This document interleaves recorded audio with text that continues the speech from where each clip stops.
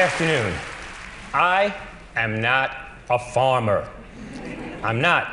I'm a parent, I'm a resident, and I'm a teacher, and this is my world. And along the way, I've started noticing, I'm on my third generation of kids, that they're getting bigger, they're getting sicker. In addition to these complexities, I just learned that 70% of the kids that I see who are labeled learning disabled would not have been had they had proper prenatal nutrition. The realities of my community are simple. They look like this. Kids should not have to grow up and look at things like this. And as jobs continue to leave my community and energy continues to come in, be exported in, it's no wonder that really some people refer to the South Bronx as a desert. But I'm the oldest sixth grader you'll ever meet, so I get up every day with this tremendous amount of enthusiasm that I'm hoping to share with you all today. And with that note, I come with you with this belief that kids should not have to leave their community to live, learn, and earn a better one. So I'm here to tell you a story about me and this wall that I met outside, which I'm now bringing inside. And it starts with three people. The crazy teacher, that's me on the left. I dress up pretty. Thank you, my wife. I love you for getting a good suit. My passionate borough president, a guy named George Irwin from Green Living Technologies, who helped me with my class and helped me get involved with this patented technology. But it all starts with seeds in classrooms, in my place, which looks like this. And I'm here today, hopefully that my reach will exceed my grasp. And that's really what this is all about. And it starts with incredible kids like this who come early and stay late. All of my kids are either IEP or ELL learners. Most come with a lot of handicaps. Most are homeless, and many are in foster care. Almost all of my kids live below poverty. But with those seeds, from day one, we are growing in my classroom. And this is what it looks like in my classroom. And you see how attentive these kids are to these seeds. And then you notice that those seeds become farms across the Bronx that look like this. But again, I am not a farmer. I'm a teacher, and I don't like weeding, and I don't like back-breaking labor. So I wanted to figure out how I could get this kind of success into something small like this and bring it into my classroom so that handicapped kids could do it. Kids who didn't want to be outside could do it, and everyone could have access. So I called George Irwin, and what do you know? He came to my class, and we built an indoor edible wall. And what did we do with it? Well, we partnered it with authentic learning experiences, project-based learning. And lo and behold, we gave birth to the first edible wall in New York City. So if you're hungry, get up and eat. You can do it right now. My kids play cow all the time, okay? But we were just getting started. The kids love the technology, so we called up Jordan and we said, we gotta learn more. Now, Mayor Bloomberg, thank you very much. We no longer need work permits, which comes with licensed and bonded contractors. We're available for you. We decided to go to Boston. And my kids from the poorest congressional district in America became the first to install a green wall designed by computer with real live learning tools, 21 stories up. You're going to go visit it. It's on top of the John Hancock building. But closer to home, we started installing these walls in schools that looked like this, with lighting like that, real LED stuff, 21st century technology. And what do you know? We made 21st century money. And that was groundbreaking. And wow, this is my harvest, people. And what do you do with this food? You cook it, and those are my heirloom students making heirloom sauce with plastic forks, and we get it into the cafeteria, and we grow stuff, and we feed our teachers. And that is the youngest nationally certified workforce in America with our Bronx Borough president. And what did we do then? Well, I met nice people like you, and they invited us to the Hamptons, so I call this from South Bronx to Southampton.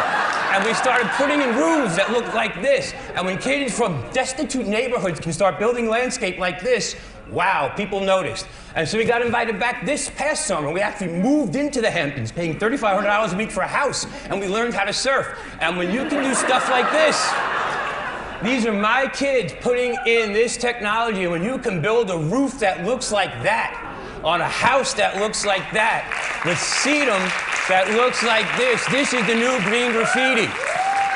So, you may wonder, what does a wall like this really do for kids besides changing landscapes and mindsets? Okay, I'm going to tell you what it does. It gets me to meet incredible contractors like this, Jim Ellenberger from Ellenberger Services. And this is where it becomes true triple bottom line. Because Jim realized that these kids, my future farmers, really had the skills he needed to build affordable housing for New Yorkers, right in our own neighborhood. And this is what my kids are doing, making living wage. Now, if you're like me, you live in a building where there are 7 guys out of work looking to manage $1 million. I don't have it. But if you need a toilet fixed or, you know, some shelving, I got to wait 6 months for an appointment with someone who drives a much nicer car than me. That's the beauty of this economy. But my kids are now licensed and bonded and trained, and that's my first student to open up, the first in his family to have a bank account. This immigrant student, the first one in his family to use an ATM. And this is the true triple bottom line, because when you can take neighborhoods that were abandoned and destitute and turn them into something like this, with interiors like this, wow, people noticed. And notice they did, so CNN called. And we were delighted to have them come to our farmers market. And then when Rockefeller Center said, NBC, could you put in some edible walls? We were delighted. But this, I show you when kids from the poorest congressional district in America can build a 30-foot by 15-foot wall, design it, plant it, and install it in the heart of New York City. That's a true si se puede moment. Really scholastic, if you ask me. But this is not a Getty image. That's a picture I took of my Bronx borough president addressing my kids in his house, not the jailhouse, making them feel a part of. That's our state senator, Gustavo Rivera, and Bob Beater coming to my classroom to make my kids feel important. And when the Bronx borough president shows up and the state senator comes to our class, believe you me, the Bronx can change attitudes now. We are poised, ready, willing, and able to export our talent and diversity in ways we've never even imagined. And when the local senator gets on a scale public and says he's got to lose weight, so do I. And I tell you what, I'm doing it, and so are the kids. Okay, and then celebrities start visiting. Produce Pete can't believe what we grow. Lorna Sass came and donated books. Okay, and we're feeding seniors. And when we realized that we were growing for food justice in the South Bronx, so did the international community. And my kids from the South Bronx were repping the first International Green Roof Conference. But that's just great, except what about locally? Well, we met this woman, Avis Richards, with the Ground Up campaign. Unbelievable. Through her, my kids, the most disenfranchised and marginalized, were able to roll out 100 gardens to New York City public schools. That's triple bottom line, okay? A year ago today, I was invited to the New York Academy of Medicine. I thought this concept of designing a strong and healthy New York made sense, especially when the resources were free. So thank you all, and I love them. They introduced me to the New York City Strategic Alliance for Health. Again, free resources, don't waste them. And what do you know? 6 months later, my school and my kids was awarded the first ever high school award of excellence for creating a healthy school environment, the greenest class in New York City. But more importantly, as my kids learned to get, they learned to give. And we took the money that we made from our farmers market and started buying gifts for the homeless and for needy around the world. So we started giving back. And that's when I realized that the greening of America starts first with the pockets, then with the heart, and then with the mind. So we were onto something, and we're still onto something. And thank God Trinity Wall Street noticed, because they gave us the birth of Green Bronx Machine. We're 3,000 strong right now. And what does it really do? It teaches kids to revision their community. So when they grow up in places like this, they can imagine it like this. And my kids, trained and certified, mind you, get the tax abatement, thank you, Mayor Bloomberg, to take communities that look like this and convert them into things that look like that. And that, to me, people, is another true si se puede moment. Now, how does it start? It starts in schools. No more little nicks and little nets. Group by broccoli, group by your favorite vegetable, something you can aspire to. Okay, and these are my future farmers of America, growing up in Brook Park on 141st Street, the most migrant community in America. When tenacious little ones learn how to garden like this, it's no wonder we get fruit like that. And I love it, and so do they. And we're building teepees in neighborhoods that were burning down. And that's a true si se puede moment. And again, Brook Park feeds hundreds of people without a food stamp or a fingerprint. The poorest congressional district in America, the most migratory community in America. We can do this. Bissell Gardens is cranking out food in epic proportions, moving kids into an economy they never imagined. Now, somewhere over the rainbow, my friends, is the South Bronx of America, and we're doing it. How does it start? Well, look at Jose's attention to detail. Thank God Omar knows that carrots come from the ground and not aisle 9 in the supermarket or through a bulletproof window or through a piece of styrofoam. And when Henry knows that green is good, so do I. And when you expand their palates, you expand their vocabulary. And most importantly, when you put big kids together with little kids, you get the big fat white guy out of the middle, which is cool. And you create this kind of accountability amongst peers, which is incredible. God, I'm going to run out of time, so I've got to keep it moving. But this is my weekly paycheck for kids. That's our green graffiti. This is what we're doing. And behold the glory and bounty that is Bronx County. Nothing thrills me more than to see kids pollinating plants instead of each other. I gotta tell you, I'm a protective parent. But those kids are the kids who are now putting on pumpkin patches on top of trains. We're also designing koi ponds for the rich and affluent. We're also becoming children of the court, creating farms in the middle of Fordham Road for awareness and window bottles out of garbage.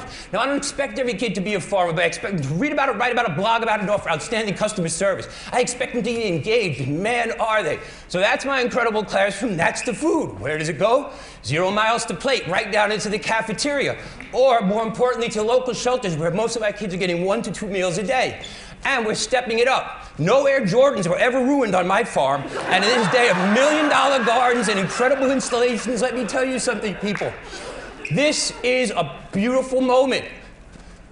You know, black field, brown field, toxic waste field, battlefield. We're proving in the Bronx that you can grow anywhere on cement. And, you know, we take orders for flowers. Well, I'm putting the big sale to shame. We take orders now, we're booking for the spring, okay? And these are all grown from seeds. We're learning everything. And again, when you can take kids from backgrounds as diverse as this to do something as special as this, we're really creating a moment. Now, you may ask about these kids. 40% attendance to 93% attendance. All start over age and undercredited. They are now, my first cohort is all in college, earning living wage. The rest are scheduled to graduate this June. Happy kids, happy families, happy colleagues, amazed people. The glory and bounty that is Bronx County.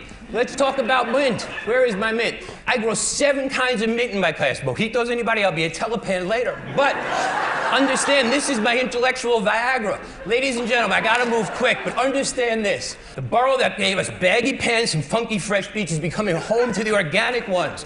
Okay, my green breath, 25,000 pounds of vegetables. I'm growing organic citizens, engaged kids. So help us go from this to this. Self-sustaining entities, 18 months return on investment, plus we're paying people living wage and health benefits while feeding people for pennies on a dollar. Martin Luther King said that, you know, people need to be uplifted with dignity. So here in New York, I urge you, my fellow Americans, to help us make America great again. It's simple. Share your passion. It's real easy. Go see these 2 videos, please. One got us invited to the White House, one's a recent incarnation. And most importantly, get the biggest bully out of schools. This has got to go tomorrow. People, you can all do that. Keep kids out of stores that look like this. Make them a healthy plate, especially if you pick it off the wall in your own classroom. So, model good behavior. Get them to a green cart. Big kids love strawberries and bananas. Teach them entrepreneurship. Thank God for Grow NYC. Let them cook. Great lunch today. Let them be culinary things. But most importantly, just love them. Nothing works like unconditional love. So, my good friend Kermit said it's not easy being green. It's not. I come from a place where kids could buy 35 flavors of blunt wrap at any day of the moment, where ice cream freezers are filled with slushy malt liquor, okay? My dear friend Majora Carter once told me, we have everything to gain and nothing to lose. So here, and at a time where we've gone from the audacity of hope to hope for some audacity, I urge you to do something. I urge you to do something. Right now, we're all tadpoles. But I urge you to become a big frog and take that big green leap. I don't care if you're on the left, on the right, up the middle, wherever. Join me. Use me. I got a lot of energy. Help me use it, okay? We can do something here. And along the way, please take time to smell the flowers, especially if you and your students grew them. I'm Steve Ritz. This is Green Bronx Machine. I got to say thank you to my wife and family, for my kids. Thank you for coming every day, and for my colleagues believing and supporting me. We are growing our way into a new economy. Thank you. God bless you, and enjoy the day. I'm Steve Ritz. See you soon.